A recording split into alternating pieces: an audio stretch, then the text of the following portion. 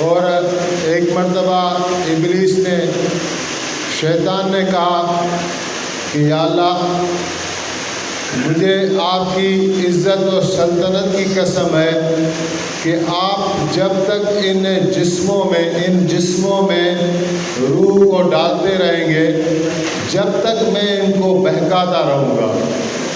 تو اللہ رب العزت نے جواب دیا کہ مجھے بھی میری عزت و سلطنت کی قسم ہے کہ جب تک یہ میرے سے معافی مانگتے رہیں گے، میں ان کو معاف کرتا رہوں گا۔ تو اللہ تعالیٰ کی عجیب رحمت ہے، بار بار معاف کرتے ہیں، بار بار معاف کرتے ہیں۔ انسانی طبیعت تو اتنا گوارا نہیں کر سکتی۔ مولانا صاحب کہہ رہے تھے کہ مجھے کسی بندے نے کہا کہ آپ اللہ تعالیٰ کی رحمت کو اتنا بیان کرتے ہیں، کیا واقعی اللہ تعالیٰ بار بار معاف کرے گا؟ پھر مجھے کہنے لگا کہ آپ کا اگر نوکر ہو کوئی اور وہ بار بار غلطی کرے، وہی غلطی کرے، آپ بار بار منع کریں، تو کیا آپ اس کو معاف کر دیں گے؟ تو فرما رہے تھے، میں نے اس کو جواب دیا کہ مجھے آپ کہاں جا کے ملا رہے ہو، نعوذ باللہ۔ انسان کی طاقت کہاں ہو، تو تم تو مجھے نوکر کا کہہ رہے، لیکن میں تو اپنے بیٹے کو نکال دوں گا اگر 1 2 3 مرتبہ۔ تو انسان کی تو فطرت یہ ہے، کتنا معاف کرے گا؟ ماں ہو، باپ ہو، بیوی ہو، شوہر ہو، کتنا معاف کرے گا؟ لیکن اللہ تعالیٰ غفور الرحیم ہے، کوئی حد نہیں، کوئی حد نہیں۔ ایک واقعہ آ رہا ہے احادیث میں، جب آپ نے 8 ہجری میں رمضان المبارک کا مہینہ تھا، مکہ المکرمہ میں داخل ہوئے، 10,000 لشکر آپ کے ساتھ تھا۔ 8 سال پہلے مکے شہر سے آپ پر حالات بہت تنگ ہو گئے۔ 13 سال جو آپ نے مکے میں گزارے وہ اتنے سخت ثابت ہوئے کہ رسول اللہ صلی اللہ علیہ وسلم نے فرمایا کہ جس طرح مجھے دین کی راہ میں ستایا گیا، اسی طرح کسی بھی پیغمبر کو نہیں ستایا گیا۔ نوح علیہ السلام کی 950 سال عمر تبلیغ میں گزری، لیکن اس کا بھی اگر مقابلہ کیا جائے تو یہ 13 سال اس 950 سال پر بھی بھاری ہے۔ آخر کار انہوں نے قتل کا منصوبہ بنایا، قید کرنے کا منصوبہ بنایا، اور 40 افراد نے گھیرا کیا حضور علیہ السلام کے گھر کا، اور 40 کا ہی قبیلہ مختلف تھا۔ راز یہ تھا اس کے پیچھے کہ اگر حضور صلی اللہ علیہ وسلم کو کوئی ایک قبیلہ یا کوئی ایک شخص قتل کرے گا تو بنی ہاشم والے اس سے مقابلہ کریں گے، بدلہ لیں گے، اور اگر سارے قبیلے ملے ہوئے ہوں گے تو بنی ہاشم والے کس سے بدلہ لیں گے؟ تو بات کس پر آئے گی؟ بات آئے گی دیت پر، پیسوں پر۔ تو ابو جہل نے کہا کہ پیسے میں بھروں گا اپنی جیب سے۔ تو 40 افراد تیار ہوئے اور حضور کے اس مبارک گھر کا گھیرا کیا، اور وہاں ابو جہل کی خوشی کی کوئی انتہا نہیں تھی، یہ خوش ہو رہا تھا اور اپنے ساتھیوں کو کہہ رہا تھا کہ حضور ہمیں کہتے تھے کہ میں تم جیسے لوگوں کے لیے کی ذبح کی خاطر آیا ہوں، تم جیسے لوگ قتل ہوں گے ہمارے ہاتھوں، اللہ تعالیٰ نے مجھے اس لیے بھیجا ہوا ہے۔ تو ابو جہل کہہ رہا تھا کہ دیکھو حضور ہمیں یہ کہتے تھے اور آج حضور کا قصہ ختم ہو گیا۔ ان کو اتنی اعتماد تھا کہ ابھی حضور کہاں جائیں گے۔ تو یہ تو پتہ نہیں کہ اللہ کی طاقت کے سامنے کوئی مخلوق کی طاقت کیا حیثیت رکھتی ہے۔ تو انہوں نے گھیرا کر لیا اور رسول اللہ نکلے اپنے بسترے پر، جناب علی المرتضیٰ کرم اللہ وجہ الکریم کو سلایا اور اپنی اسی چادر میں اس کو لپیٹ دیا، اور پھر فرمایا کہ یہ کچھ امانتیں ہیں جو میرے پاس انہی کافروں کی پڑی ہوئی ہیں، یہ تم واپس کر کے مدینے میں آ کر مجھ سے ملنا، اور آج تمہارا کام یہی ہے کہ میرے بستر پر سونا ہے۔ تو حضرت علی سے کسی نے پوچھا کہ وہ بسترا جس پر کہ 40 تلواریں چلنی تھی، تو آپ کو اس پر نیند آ گئی تھی؟ تو حضرت نے فرمایا کہ اس پر مجھے ایسی نیند آ گئی کہ ایسی میں نے نیند زندگی میں نہیں کی، کیونکہ ان کی جو راتیں گزرتی تھی وہ آہ و زاری میں گزرتی تھی، وہ سجدوں میں، قیاموں میں گزرتی تھی۔ لیکن آج اللہ کا بھی حکم یہ ہے اور اللہ کے رسول کا بھی حکم ہے کہ آج سو جاؤ، بسترے پر سونا ہے، تو سو گئے بے فکری کے ساتھ۔ ادھر رسول اللہ نکلے اور آپ نے زمین سے ایک مٹھی بھر مٹی اٹھائی اور ان کافروں کی طرف پھینکی، اور جب ابو جہل یہ کہہ رہا تھا کہ آج جو ہے حضور کا کام تمام کریں گے، اور ہمیں کہتا تھا جی ریسٹ دیے گا، ہاں یہ نوٹ کرائیں کالکولیٹر۔ تو حضور ہمیں کہتا تھا کہ میں تم جیسوں کی ذبح کے لیے بھیجا گیا ہوں، تو حضور کریم صلی اللہ علیہ وسلم نے فرمایا کہ میں ابھی بھی یہی کہتا ہوں، لیکن ابو جہل اس کو سن نہیں سکا، اور آپ نے وہ مٹھی بھر مٹی ان کافروں کی طرف بھیجی تو یہ ساروں کی آنکھوں میں چلی گئی، یہ آنکھیں ملتے رہے، اور آقا کریم صلی اللہ علیہ وسلم سورۃ یاسین کی ایک چھوٹی سی آیت وَجَعَلْنَا مِن بَيْنِ أَيْدِيهِمْ سَدًّا وَمِن خَلْفِهِمْ سَدًّا فَأَغْشَيْنَاهُمْ فَهُمْ لَا يُبْصِرُونَ، یہ فرما کر آپ نکل گئے۔ حضرت ابو بکر کو ساتھ لیا۔ ہجرت کو بیان کرنا اس وقت مقصود نہیں ہے، تو بتانا یہ مقصود ہے کہ اس رات 13 سال محنت کے بعد مکے والوں نے بالکل حالات جب تنگ کر لیے اور اللہ کا بھی حکم آ گیا ہجرت کا، تو آپ ایک ساتھی کے ساتھ نکلے اور پہلے غار ثور میں جا کے پناہ لی، 3 راتیں 3 دن وہاں آپ رہے۔ یہ 2 بندے جو دیکھنے میں بڑے ضعیف ہیں، پوری قوم ایک طرف ہے، پورا لشکر ایک طرف ہے، ابھی بھی ڈھونڈ رہے ہیں کہ مل جائے تو ان کو شہید کر دیں، اور اللہ کی مدد ان کے ساتھ ہے، وہاں نبی آخر الزمان ہے۔ اللہ تعالیٰ نے ان کو کہاں سے بچا لیا؟ ایک مکڑی کے جالے سے، کمزور ترین چیز سے۔ وہاں یہ پہنچ گئے، لیکن وہاں ان کو توفیق نہیں ہوئی کہ اس جالے کو توڑ سکے، اندر دیکھ سکے، واپس آئے۔ اس واقعے کے 8 سال بعد وہ جو 2 افراد اس سے کمزور حالت میں نکلے تھے، ابھی حضور واپس آ رہے ہیں، تو آپ کے ساتھ 10,000 لشکر ہے، اور مکے والوں کو کوئی طاقت نہیں تھی، انہوں نے سرنڈر کر دیا، اور وہ مقابلے کو آ نہیں سکتے تھے۔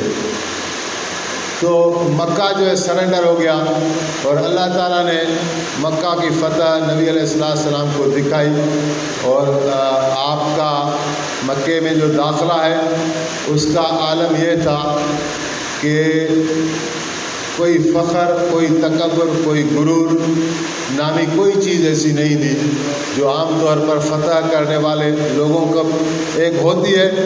آپ اس طرح داخل ہوئے کہ آپ اپنی اونٹنی پر سوار تھے، تو آپ نے اس اونٹنی پر ہی اپنا سر مبارک سجدے میں رکھ دیا، شکر کرتے ہوئے، اللہ تعالیٰ کی حمد و ثنا کرتے ہوئے، اپنا عاجزی کے ساتھ اپنا چہرہ مبارک اتنا جھکا لیا کہ نیچے والوں کو بھی آپ کو چہرہ مبارک نظر نہیں آتا تھا، بس ایسے ہیں فاتح اعظم، لیکن داخلہ ایسی عاجزی کے ساتھ کیا۔ ہر جگہ ہمیں سبق سکھایا کہ اچھے اخلاق جو ہیں وہ آپ کے لیے، ہمارے لیے خزانہ ہے، نہ کہ دنیا کی دولتیں، نہ کہ دنیا کی طاقتیں، یہ تو وقت گزر جائے گا۔ تو کرتے کرتے آپ نے بہرحال ان کو عام معافی دی، لیکن 11 مرد اور 6 عورتیں، ان کو آپ نے نامینیٹ فرمایا۔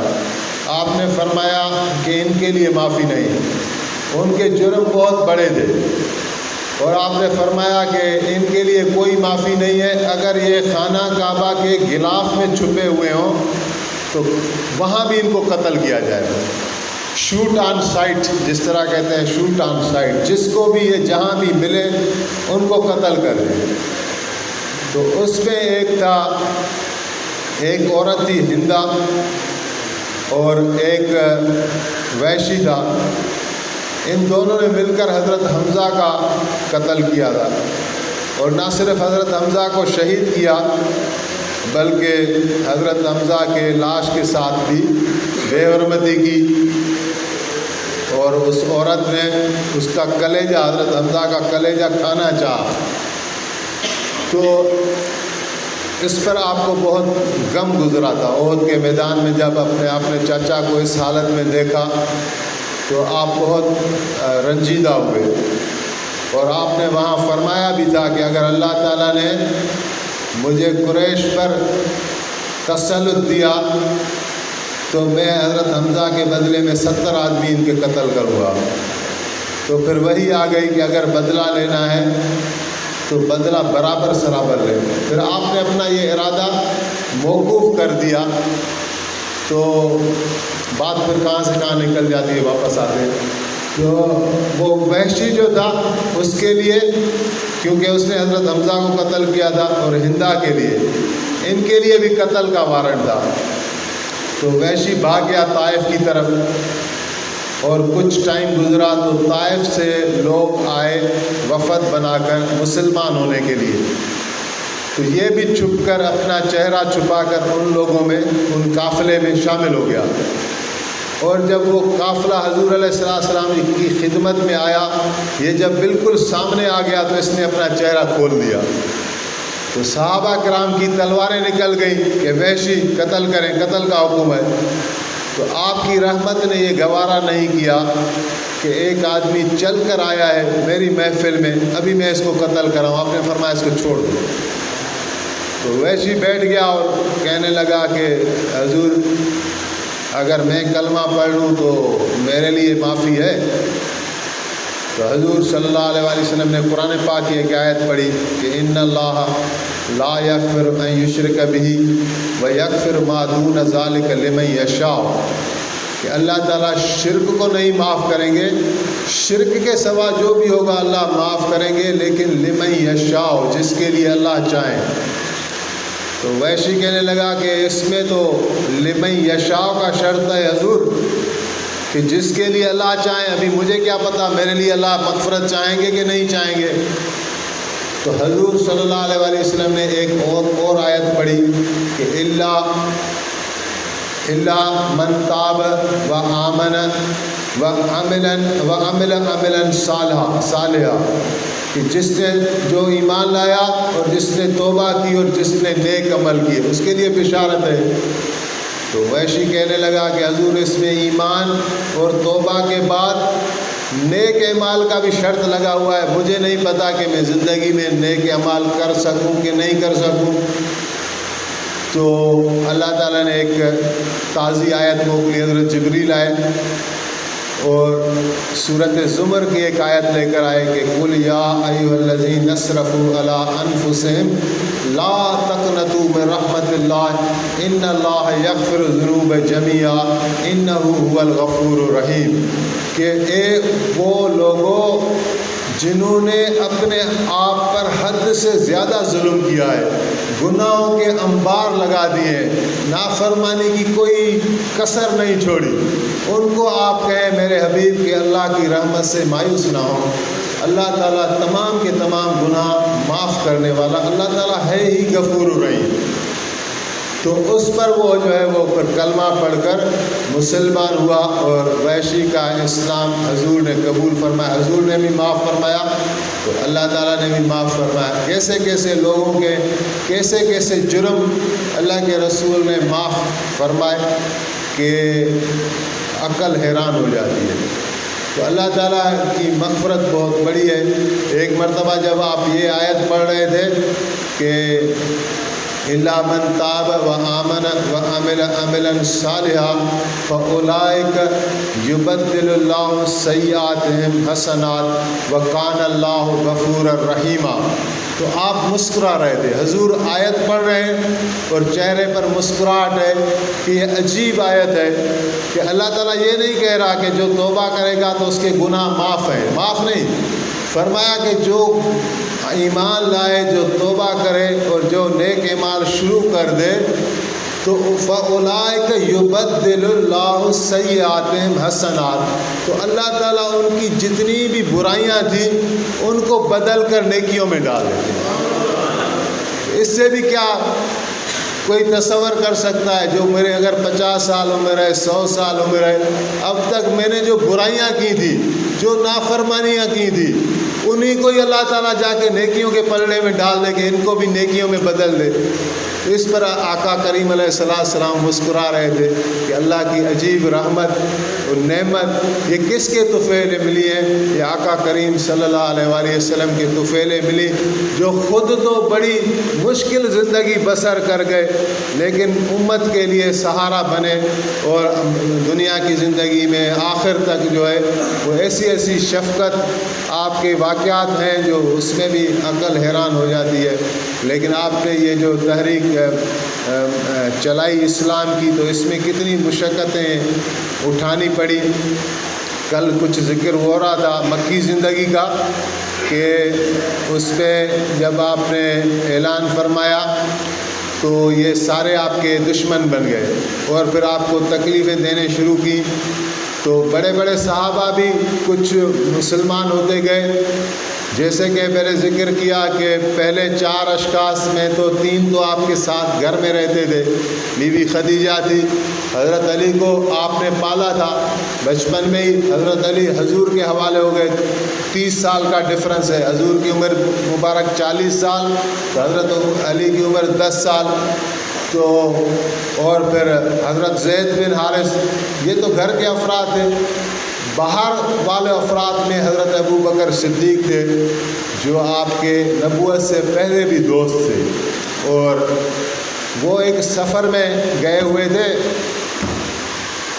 کپڑے کا تجارت کرتے تھے، تو شام اور یمن وغیرہ یہ جاتے رہتے تھے۔ حضرت ابو بکر صدیق سفر میں ہے، یہ صحابہ بھی اللہ کے چنے ہوئے ہیں، اللہ تعالیٰ نے چنا تھا کہ حضور کے ساتھ ساتھی کون بنیں گے۔ تو ایک جگہ درخت کے ساتھ سائے میں ٹیک لگا کر بیٹھے ہیں، تو اللہ کی قدرت سے وہاں سے ایک ٹہنی نے ایک نیچے آنا شروع کیا اور ان کے کان کے برابر کھڑی ہو گئی، اور اس ٹہنی سے آواز آیا کہ حضرت ابو بکر آپ کو پتہ ہے کہ آپ کے شہر میں نبی آخر الزمان کا ظہور ہو گیا ہے، آخری نبی ظاہر ہو چکے ہیں۔ تو حضرت ابو بکر کہنے لگے کہ کون ہے، نام تو بتاؤ۔ تو اس درخت سے آواز آیا کہ محمد بن عبداللہ صلی اللہ علیہ وسلم۔ تو ان کی خوشی کی انتہا نہیں رہی، سوچنے لگے وہ تو میرے دوست ہیں۔ پھر ایک راہب سے ملاقات ہوئی، تو وہ آسمانی کتابوں کے عالم تھے، اس نے جب حضرت ابو بکر سے ملاقات کی اور تھوڑا حال احوال پوچھا، پیر سندہ بڑی عمر کا تھا، تو حضرت ابو بکر سے پوچھا آپ کس قبیلے کے ہیں؟ وہ کہنے لگا کہ میں بنی تیم قبیلے کا ہوں۔ تو وہ کہنے لگا کہ تمہارے شہر میں نبی آخر زمان کا ظہور ہو گیا ہے، شاید تم ہی اس کے وزیر بنو اور خلیفہ بنو، اگر تم میں یہ علامتیں ہیں۔ جسم میں سے کہیں بتایا کہ یہ ناف کے نیچے تل ہوگا، اور ایک ران پر بتایا تل ہوگا، بڑے تل ہوں گے، اگر یہ نشانیاں تم میں ہیں تو پھر شاید تم ہی اس کے خلیفہ بنو۔ تو حضرت ابو بکر کہہ رہے ہیں میں نے وہ دیکھی تو میرے پاس تھیں وہ نشانیاں بھی۔ پھر اس راہب نے حضور کے شان میں کچھ نعتیہ کلام لکھا تھا، اس کا مفہوم یہ تھا کہ حضور میں آپ پر ایمان لاتا ہوں، قیامت والے دن میری آپ شفاعت کرنا۔ اور اس سے پہلے حضرت ابو بکر نے خواب دیکھا، خواب یوں دیکھا کہ چاند جو ہے وہ ٹکڑے ٹکڑے ہو کر مکے میں گرا ہے، ہر گھر میں وہ چاند کا ٹکڑا چلا گیا، لیکن تھوڑی دیر کے بعد وہ ٹکڑے واپس ہوئے اور چاند کی شکل بن گئی واپس۔ لیکن حضرت ابو بکر فرما رہے ہیں کہ میں نے جو دیکھا کہ جو ٹکڑا میرے گھر میں آ کے گرا ہے چاند کا، وہ واپس نہیں گیا، وہ میرے گھر میں ہی رہا ہے۔ صبح کسی یہودی عالم سے پوچھا خواب کی تعبیر کیا ہے، تو اس نے کہا کہ یہودی بغض رکھتے تھے حضور سے، تو اس نے کہا کہ اس خواب کی کوئی حقیقت نہیں ہے، اس سے واہیات خواب ہے۔ تو بہرحال وہ کہہ رہے ہیں کہ مجھے کھٹکا رہتا تھا کہ خواب میں کوئی بڑی حقیقت چھپی ہوئی ہے۔ تو جب یہ سفر میں یہ بشارتیں ملی تو انہوں نے سفر کو وہاں پر چھوڑا کہ جا کے حضور کے ملاقات کے شوق میں واپس آئے تو جیسے گھر پہنچے تو حضور صلی اللہ علیہ وسلم کو بھی پتہ چلا کہ حضرت ابو بکر آئے، تو ان سے امید وابستہ تھی کہ وہ دوست ہیں، وہ عقل مند ہیں، وہ میری بات ضرور مانیں گے۔ تو حضور اپنے گھر سے نکلے ہیں اور حضرت ابو بکر اپنے گھر سے نکلے ہیں، تو راستے میں دونوں بزرگوں کی ملاقات ہو گئی۔ حضور کریم صلی اللہ علیہ وسلم نے دعوت پیش کی اسلام کی۔ حضرت ابو بکر کہنے لگے کہ یا رسول اللہ، آپ کی اس نبوت اور رسالت کا کوئی دلیل بھی ہے؟ تو حضور نے فرمایا کہ ہاں، کیوں نہیں، تمہارا وہ چاند والا خواب، تمہارا وہ درخت سے ایک ٹہنی کو اتر کر تمہیں کان میں میرے متعلق بتانا، اور اس راہب کے اشعار جو تمہارے پاس پڑے ہیں امانتاً، یہ میری نبوت کے دلیل ہے۔ تو وہ کہنے لگے کہ اشہد لا الہ الا اللہ اشہد ان محمد رسول اللہ۔ تو حضور نے فرمایا کہ جب حضرت ابو بکر نے ایمان لائے تو ان کے ایمان میں کسی قسم کا شک اور تردد نہیں تھا۔ تو ایسے جماعت بنتی گئی۔ حضرت علی کو حضور نماز پڑھا رہے ہیں ایک جبل کے دامن میں، تو حضرت ابو طالب اور حضرت جعفر یعنی باپ اور بیٹے یہ ٹہلتے ٹہلتے آئے، اور حضرت جعفر کی نظر پڑی حضور اور حضرت علی پر، یہ نماز پڑھ رہے ہیں۔ ابھی نماز کی ایک بہت بڑی حیت ہے، جب آدمی قیام میں کھڑا ہے، رکوع میں کھڑا ہے۔ ہماری تو وہ نمازیں بھی چھوٹ گئی، ہمیں تو محسوس ہی نہیں ہوتا کہ بس نماز پہ ہم آٹو پر چلے گئے۔ تو لیکن جن اللہ والوں کو آپ دیکھیں تو نماز میں جو باہر سے دیکھتا ہے اس کو بھی محسوس ہوتا ہے کہ یہ عبادت کر رہے ہیں، یہ کوئی بڑی اہم چیز میں مشغول ہے۔ تو حضرت جعفر کی نظر پڑی تو اپنے والد سے پوچھا کہ یہ کیا کر رہے ہیں؟ ان کو البتہ پتہ تھا۔ تو جناب ابو طالب نے فرمایا کہ حضرت محمد صلی اللہ علیہ وسلم پر اللہ تعالیٰ کا کلام نازل ہو رہا ہے، اور تمہارا بھائی علی جو ہے وہ اس کا تابع دار ہو گیا ہے، اور میں تمہیں بھی وصیت کرتا ہوں کہ حضور کے ساتھ ہو جاؤ، حضور کے دست و بازو بن جاؤ، اور اپنی وفائیں جو ہیں حضور صلی اللہ علیہ وسلم کے ساتھ نبھاؤ۔ تو ابھی جناب جعفر کو پتہ تو نہیں ہے کہ حضور پر کلام کون سا نازل ہو رہا ہے، نماز میں یہ لوگ کیا پڑھ رہے ہیں، اور وہ دعوت کا پیغام آخر ہے کیا۔ تو کچھ انتظار کر دیں، لیکن انتظار نہیں کیا، نماز میں شامل ہو گئے، جس طرح وہ کر رہے تھے شامل ہو گئے۔ حضور صلی اللہ علیہ وسلم جب نماز سے فارغ ہوئے تو ایک بھائی کی جگہ دو بھائیوں کو پایا، تو آپ کی خوشی اور مسرت کی انتہا نہیں رہی۔ تو آپ نے ہاتھ بلند کیے حضرت جعفر کے لیے، اللہ تعالیٰ سے مراتب طلب کیے، درجات طلب کیے، اور دعا میں یہ فرمایا کہ یا اللہ جعفر کو جنت میں ممتاز کرنا، اس کو یعنی پر عطا فرمانا نورانی، جس سے یہ پرواز کرتے رہے۔ تو اس کے حضرت علی نے فرمایا کہ شہادت تو بہت کو ملی، لیکن جب شہادت ہم اہل بیت کو ملی تو ان کا مقام علیحدہ ہو گیا، نورانی پر کسی کو نہیں ملے جو جعفر کو ملے رضی اللہ عنہ۔ تو حضور نے ایک مرتبہ فرمایا کہ جعفر وہ ہے جس کی شکل اور جس کے اخلاق حضرت میکائیل علیہ السلام سے ملتے ہیں۔ ایسے اللہ تعالیٰ نے شان والے صحابہ حضور کو دیے، تو پھر ایسے جعفر بھی آ گئے اس طرح۔ پھر جو ہے ایک مرتبہ حضور صلی اللہ علیہ وسلم خانہ کعبہ میں گئے تو ادھر ابو جہل اور دوسرے اس کے ساتھی بتوں سے مانگ رہے ہیں، اور کیا مانگ رہے ہیں کہ بتوں کو کہہ رہے ہیں کہ حضور جو ہے وہ آپ کی مخالفت کر رہے ہیں، اور آپ ان کو کوئی نقصان پہنچا دیں، یہ کر دیں وہ کر دیں، یعنی حضور کے لیے بد دعائیں کر رہے ہیں، اور مانگ کس سے رہے ہیں؟ بتوں سے۔ اور حضور وہاں پہنچ گئے اوپر۔ تو نبی علیہ السلام نے، نبیوں کا بڑا حوصلہ ہوتا ہے، کہتے ہیں 5 نبی اولو العزم ہیں، سارے نبیوں کا حوصلہ بلند ہوتا ہے، لیکن ان 5 کی مثال نہیں ہے۔ حضرت نوح علیہ السلام، حضرت ابراہیم علیہ السلام، حضرت موسیٰ علیہ السلام، حضرت عیسیٰ علیہ السلام اور حضرت محمد صلی اللہ علیہ وآلہ وسلم بڑے حوصلے والے۔ ابراہیم علیہ السلام کو بھی آگ میں پھینک دیا، ابراہیم علیہ السلام نے بتوں کو توڑ ڈالا، اور بادشاہ نے طلب کیا تو بادشاہ کو کس طرح بے نیازی سے جواب دیتے رہے کہ انہی بتوں سے پوچھو کہ کس نے اس نے توڑا ہے۔ وہ کہہ رہے بت تو نہیں بات کرتے۔ بولا بت بات نہیں کرتے تو تمہارے حال پر حیف ہو، افسوس ہو، تمہیں اتنی عقل نہیں۔ اس طرح کوئی بات کر سکتا ہے بادشاہوں کے ساتھ؟ اور پھر اس نے آگ میں ڈال دیا تو بھی پرواہ نہیں۔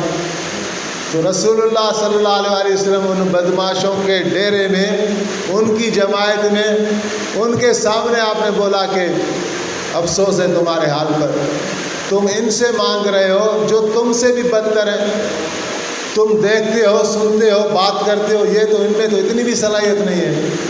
تو اس پر جو ہے یہ بدبخت جو حضور کے سامنے آئے اور آپ کو چوٹیں لگائیں اور آپ کا وضحا والا چہرہ مبارک زخمی کر دیا، آپ کے چہرہ انور سے خون بہہ رہا تھا، اور جناب خدیجۃ الکبریٰ کو کسی نے بتایا کہ حضور کے ساتھ لوگ لڑ رہے ہیں، تو اندازہ کریں کہ کیا کیفیت بنتی ہے۔ پھر ہمارے ساتھ ہی اگر ہمارے گھر کے باہر کوئی لڑے، ہمارے گھر میں کیا حالت ہوگی۔ بی بی صاحبہ پر دوڑتی ہوئی آئیں اور نبی کریم صلی اللہ علیہ وسلم کو پھر حوصلہ دیا اور فرمایا کہ میرے حبیب، یہ لوگ آپ کو نہیں جانتے کہ آپ نبی بن کے آئے ہیں، یہ جہالتوں میں ہیں، غفلتوں میں ہیں، اور آپ کا چہرہ مبارک دھویا، تسلی دی۔ تو آپ بہرحال غمگین تو ہیں، یہ جو ہے نبی ایسے تو نہیں تھے نا کہ ان پر کوئی بشری تقاضا نہیں تھا، جذبات تو تھے۔ تو حضرت حمزہ جو ہے وہ شکار کے لیے گئے ہوئے تھے، وہ حضور کے بڑے پیارے چچا بھی تھے، رضائی بھائی بھی تھے، دوست بھی تھے، اور تقریباً ہم عمر بھی تھے۔ جب حضرت عبد المطلب حضور کے والد کا، جناب عبداللہ کا نکاح کے لیے بی بی آمنہ کا رشتہ طلب کیا تھا، تو اس میں 2 مجلسیں ہوئی تھی۔ ایک حضرت عبداللہ کا بھی نکاح ہوا، اور حضرت عبد المطلب نے خود بھی نکاح کر لیا اسی خاندان میں سے۔ تو حضرت عبد المطلب سے پیدا ہوئے حضرت حمزہ، اور حضرت عبداللہ سے پیدا ہوئے جناب محمد صلی اللہ علیہ وسلم۔ تو انہوں نے دودھ بھی ساتھ پیا، چچا بھی تھا، ہمدم بھی تھا، جنگجو بہادر بھی تھا۔ وہ شکار کے لیے گیا ہوا تھا، ہرنی ایک سامنے آ گئی، تیر کمان سیدھا کیا اس کو مارنے کے لیے، تو اللہ کی قدرت سے اس نے کلام کیا ہرنی نے۔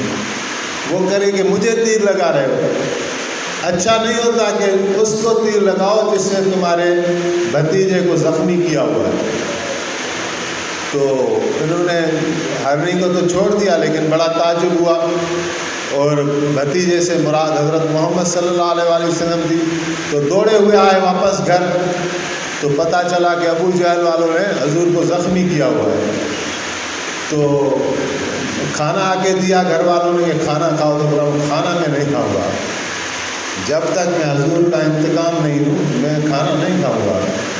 اور کہا کہ ابو جہل والوں کو اتنی جرت کیسے ہو گئی، جناب ابو طالب کہاں ہے؟ تو عرض کیا گیا کہ جناب ابو طالب شہر سے کہیں باہر گئے ہوئے ہیں، تجارت کا سلسلہ تھا یا کوئی اور تھا۔ تو کہنے لگے کہ پھر ابو لہب کو آپ کا پتہ نہیں، وہ تو خود دشمن ہے، وہ تو کہہ رہا تھا اس کو قتل کرو، یہ جادوگر ہے۔ کہا کہ عباس، بولا عباس ادھر تھا لیکن اس سے کچھ ہو نہیں سکا، بس منت سماجت کر رہا تھا کافروں میں۔ بولا میں دیکھتا ہوں۔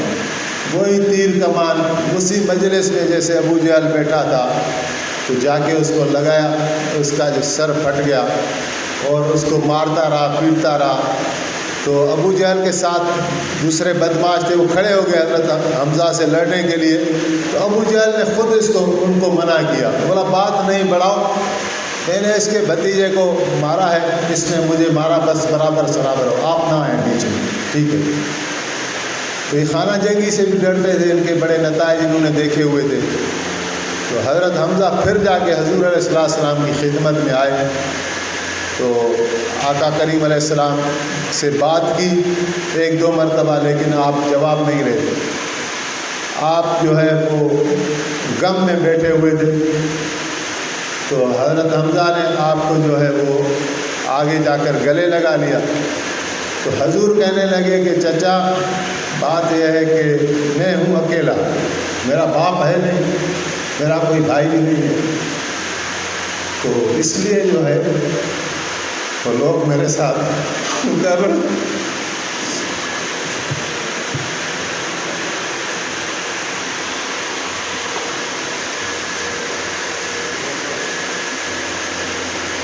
تو بہرحال آپ نے پھر حضرت حمزہ کو اسلام کی دعوت دی۔ حضرت حمزہ نے کہا کہ آپ کو کلام سنائیں جو آپ پر نازل ہو رہا ہے، تو آپ نے سورتوں کی تلاوت فرمائی۔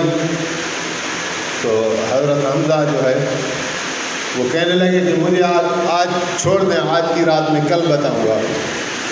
تو اسی رات جو ہے حضور نے پھر اللہ تعالیٰ سے مانگا بھی، دعائیں بھی کی۔ آپ نے اللہ کے یہاں یہ دعا کی کہ اللہ میری آنکھوں کو میرے چچا حضرت حمزہ کے ایمان سے میری آنکھیں ٹھنڈی کر دے۔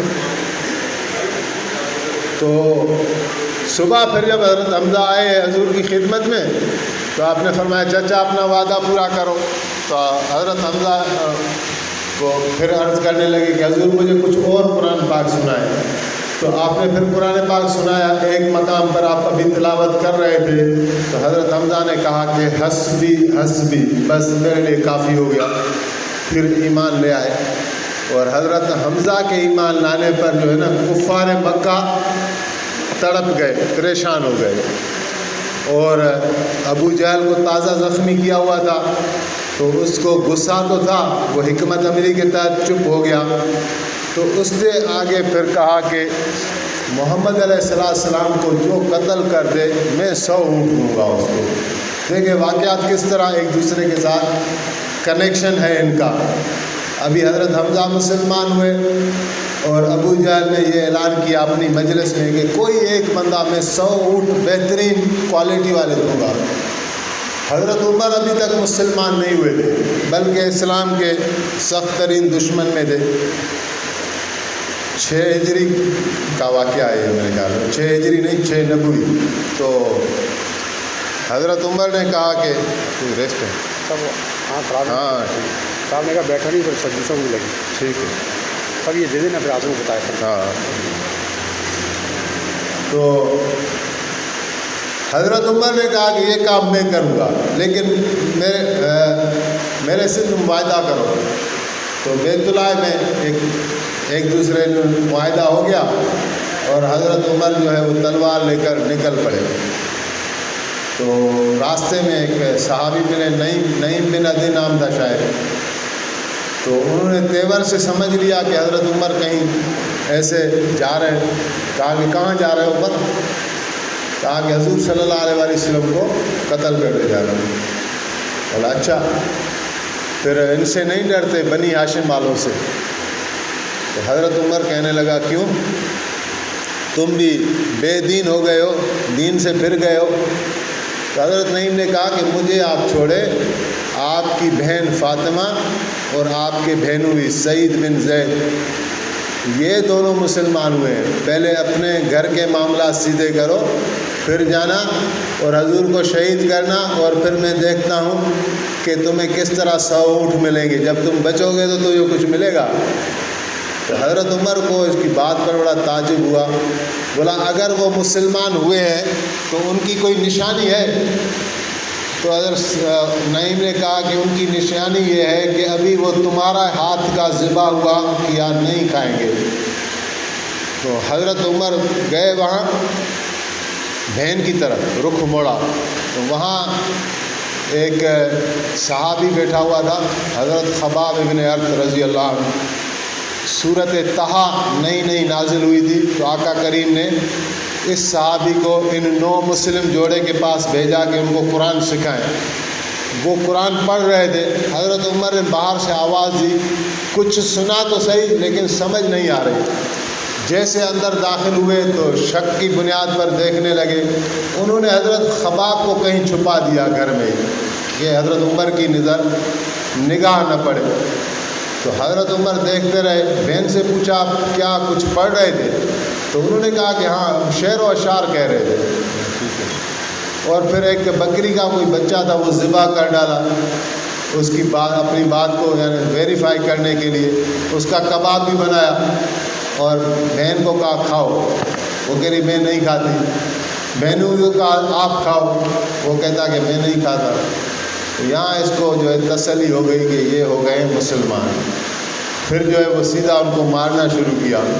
ابھی بہن کو مارتا ہے تو بہنوں ہی چھڑاتا، اور اس کو مارتا تو بہن چھڑاتی۔ گھر بھی ان کا، اور مارے بھی جا رہے ہیں، آخر تھک گئے، ان کا خون نکل آیا۔ اور بہن نے بھی پھر 2 ٹوک الفاظ میں بول دیا کہ میں بھی خطاب کی بیٹی ہوں، اگر تم خطاب کے بیٹے ہو تو میں بھی خطاب کی بیٹی ہوں، تم بھلی ہمیں جان سے مار دو لیکن یہ جو ایمان کی دولت ہے یہ ہم چھوڑنے والے نہیں ہیں۔ تو اس پر پھر تھوڑی شرمساری ہوئی۔ پھر کہنے لگے کہ بھلا کیا پڑھ رہے تھے، مجھے پڑھ کر سناؤ۔ تو بہن نے کہا کہ وہ ایسا کلام ہے جس کو جو ہے نا وہ چھونے کے لیے وضو کرنا پڑتا ہے، پہلے وضو کرو پھر دیتی ہوں۔ وضو کرایا تو حدیث میں ہے نا کہ شیطان بھاگ جاتا ہے اس سے۔ تو اس کے بعد وہ اوراق دیے جس میں سورۃ طٰہٰ لکھی ہوئی تھی کہ طٰہٰ ما انزلنا علیک القرآن لتشقى الا تذکرۃ لمن یخشی تنزیل ممن خلق السماوات ممن خلق الارض والسماوات العلی الرحمن علی العرش استوى له ما فی السماوات وما فی الارض وما بینہما وما تحت الثری۔ یہ ساری ملکیت کس کی ہے؟ فرمایا جو زمین میں ہے، جو آسمانوں میں ہے، جو عرش میں ہے، جو تحت ثری میں ہے، وہ ساری اللہ تعالیٰ کی ملکیت ہے۔ ایسے قرآن کا نور سینے میں داخل ہو گیا اور زبان سے کہن بے ساختہ نکل گیا کہ اشہد لا الہ الا اللہ اشہد ان محمد رسول اللہ۔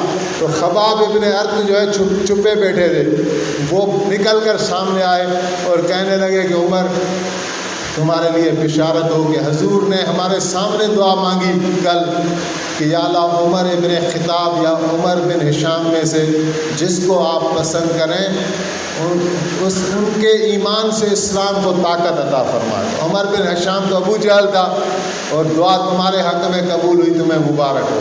پھر حضور کی خدمت میں گئے ہیں تو ایک پہلے تو صحابہ کو بھی یہ لگا کہ شاید یہ کوئی دنگا فساد کریں گے، لیکن وہاں جب وہ گئے تو ادب کے ساتھ ایمان لے آئے، اور نبی کریم صلی اللہ علیہ وسلم بہت خوش ہوئے۔ جناب جبریل کی آمد ہوئی، جناب جبریل کہہ رہے یا رسول اللہ عمر کے اسلام پر آپ خوش ہو رہے ہیں؟ تو حضور نے فرمایا جی۔ تو فرمایا فرشتے بھی خوش ہو رہے ہیں، اللہ تعالیٰ بھی خوش ہو رہے ہیں۔ پھر حضرت عمر نے عرض کیا کہ ہم جو ہے نا بیت اللہ میں جا کر نماز پڑھیں گے۔ تو 40 افراد ہوئے حضور کے ساتھ، آگے پیچھے صحابہ کا جتھا۔ تو پہلی مرتبہ آپ نے صحابہ کرام کے ساتھ بیت اللہ میں نماز ادا کی، اور کافر آپ کو دیکھتے رہے اور کوئی نقصان نہیں پہنچا سکے۔ تو انشاءاللہ ابھی ٹائم ہو گیا ہے تو مزید قصے جو ہیں حدیث پاک کے، سیرت پاک کے، پھر کل کچھ بیان کریں گے۔ اللہ تعالیٰ ہمیں جو ہے وہ خاتمہ بالخیر نصیب ہو، اور ہمارے پاس کوئی ایسا جذبہ ہو کہ ہم کچھ نہ کچھ قدم بڑھائیں اللہ تعالیٰ کی طرف، اللہ کے رسول کی طرف۔ جو اللہ کے رضاؤں کو حاصل کر گیا وہ کامیاب ہے، جو رہ گیا وہ ناکام ہے۔ تو اللہ تعالیٰ ہمیں بھی کامیابی کے ساتھ ہمکنار کرے۔ آمین۔